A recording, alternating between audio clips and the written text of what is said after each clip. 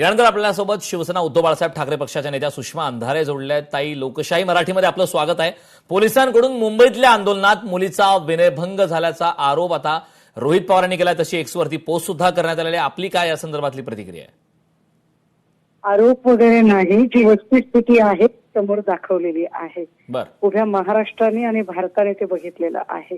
नागपूरमधला अपूर्व पित्तलवारचा video आला, त्याच्यानंतर हा एक अतिशय भयंकर व्हिडिओ आला आणि विशेष म्हणजे हा माणूस दादर पोलीस स्टेशन मधला जे मिल स्पेशलचा जी ब्रँच असते त्यातला कॉन्स्टेबल असावा.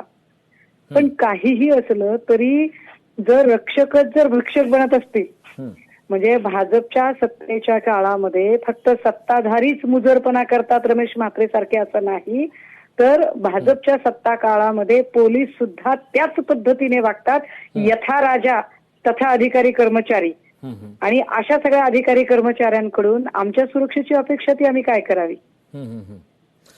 ताई, जसं आपण आता म्हणालात की दादर पोलीस स्टेशनचे ते पोलीस कॉन्स्टेबल असावा असा आपण उल्लेख केला, याबाबतची खात्रीशीर माहिती आपल्याकडे आहे का? कारण ज्यावेळी सत्ताधारी पक्षाशी आम्ही संवाद साधला त्यावेळी असं सांगण्यात आलं की याबाबतची चौकशी होईल, ते पोलीस होते का, तो पोलीस होता का, अशी खात्री सुद्धा करण्यात येईल असं त्यांच्याकडनं सांगण्यात आलं. याबाबतची आपल्याकडे काही माहिती आहे? याविषयीची माहिती आम्ही काही अधिकाऱ्यांशी बोलत आहोत तेव्हा ऑफ द रेकॉर्ड, अधिकारी आपलं नाव सांगत नाहीत, मात्र ऑफ द रेकॉर्ड काही अधिकारी बोलत राहतात आणि सांगतात. पण याची शहानिशा ठीक आहे, तो जर पोलीस कर्मचारी नसेल ना, तर मग देवेंद्रजींनी काय त्यांच्या भाषेत जे सांगायचंय ते भाड्याचे टट्टू बोलावले होते का तिकडे? म्हणजे गृह खात्याच्या वतीने गर्दी आवरत नव्हती, गृह खात्यामध्ये ती क्षमता नाही, गृहमंत्र्यामध्ये ती क्षमता नाही, म्हणून असे किराये के टट्टू बोलावलेले होते का?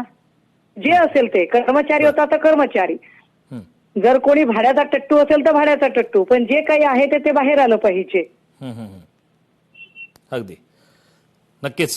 ताई, आपला मुद्दा लक्षात आला. खूप खूप धन्यवाद. आपण लोकशाही मराठीशी संवाद साधला त्याबद्दल. यानंतर आपला